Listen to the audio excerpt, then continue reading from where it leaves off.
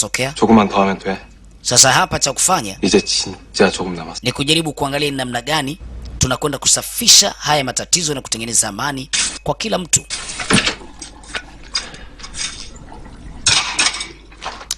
Basi wanatakiwa tazame namna gani wanakabiliana na hizi changamoto na ikiwezekana kuleta amani kwa kila mtu. Sasa yule mbwa kaja na kamba, anambia bwana, nataka unitembeze kidogo nitoe out leo mzee baba. Anamwambia Sang-hyuk.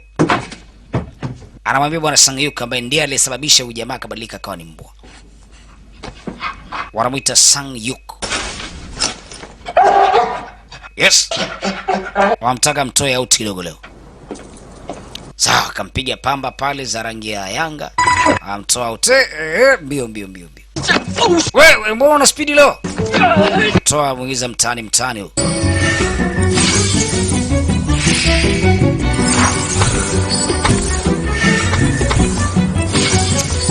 Sasa kama unakumbukumbu miaka 500 iliyopita tumepata historia yake kwa uduchu tu. Tujafahamu vizuri story ilikuwaje, lakini kwa uduchu ya kwamba kulikuwa na binti ambaye ni malkia alitakiwa kuuliwa pamoja na mfalme miaka hiyo, na hatimaye tuliona yule bwana mmoja katika wale alipiga mshale na wao ndio walikuwa wamehusika kutaka kuua ule ufalme miaka hiyo. Kwa hiyo baada ya hapo wakalaniwa, mmoja hapo akawa ni mbwa katika ile kosi. Anasema miaka ni mingi imepita. Dunia ambayo tuko huku ni tofauti na dunia ambayo sisi tulikuwa tunaishi kule.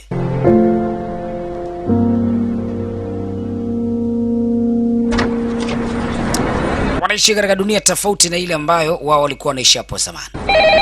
Sasa hapa ni Gogidong Animal Hospital. Hospitali ya wanyama hii. Watu wanaleta wanyama wao wenye paka, mbwa, mbuzi, wanaleta hapa kwa ajili ya kuja kupata matibabu. Sasa hapa ni Poppy Animal Clinic. Yaani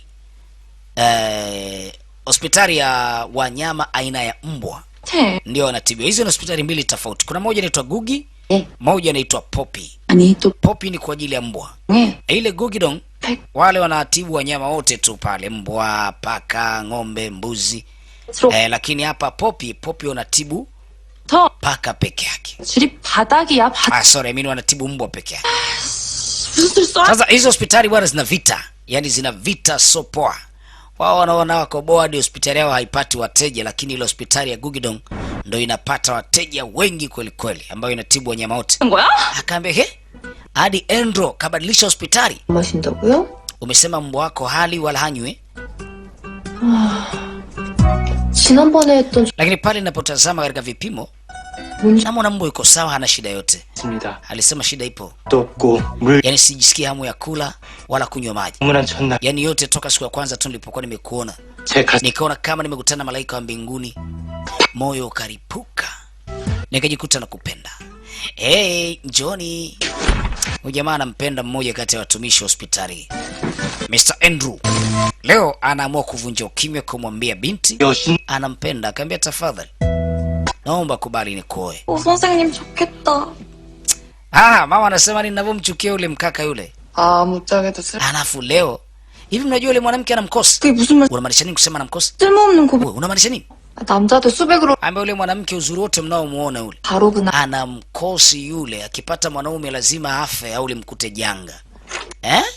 Anasema ndio. Ikabidi hadithi. Utotoni kipindi na miaka kama 9 hivi alipata rafiki wa kiume. Bas rafiki yake ni huyu, na rafiki alikuwa anampenda sana huyu binti. Ni story. Basi huyo rafiki akawa na furaha kampata mwenzake. Lakini bahati mbaya huyu kijana alidondoka. Na kudondoka kule bahati mbaya akavunja kidole. Mwaka uliofuata miaka 17 binti akapata tena mwanaume mwingine. Sasa siku alipokuja kuombwa yule mwanaume kwa furaha akaruka juu akapigwa na shoti. Yaani na radi, kapigwa na radi akafa yule mwanaume. Tayari mwanaume wa pili huyo. Mwaka uliofuata tena akapata mwanaume wa tatu. Mwanaume kwa furaha hatimaye akateleza kwenye ngazi, akajipiga chini, akapiga kichwa akafa. Mwaka uliofuata kapata mwanaume mwingine. Miaka inaenda, mwanamke kapata mwanaume mwingine. Wakafanya change coat hapa. Hatimaye wamfanyia surprise huyu mwanaume. Wakampa glass yenye ice cream. Matokeo yake yule mwanaume akala pete. Kumbe mle alikuwa amemtilia pete kwenye ile ice cream. Lengo tu kwamba yule mwanaume akitia ile ice cream mdomoni ataona kitu kizito. Matokeo yake yule mwanaume akafa kwa sababu pete ilipita moja kwa moja kooni.